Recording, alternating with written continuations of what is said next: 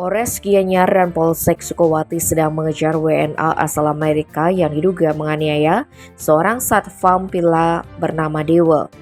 Penganiayaan di Villa Kailash yang terletak di Kemenuh, Gianyar pada Rabu 24 Januari itu viral di media sosial. Kapolres Gianyar AKBP Ketut Widiade menjelaskan pihak villa telah membuat laporan resmi ke Polsek Sukowati Gianyar untuk mempersempit ruang gerak terduga pelaku. Polisi juga telah berkoordinasi dengan pihak imigrasi Denpasar.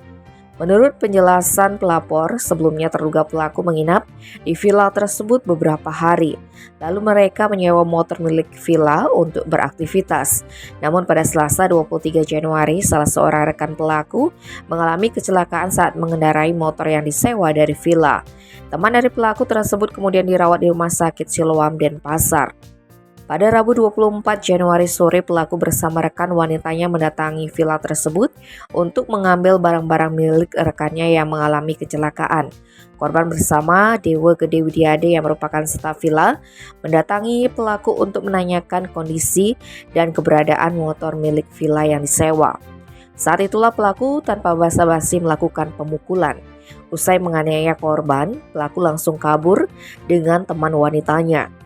AKBP Widiade mengatakan pihaknya sudah mengecek keberadaan terduga pelaku di RS Siloam, namun terduga pelaku tak ada di sana.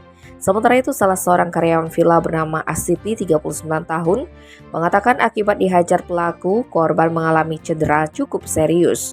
Korban mengalami bengkak di pipi kiri dan giginya patah.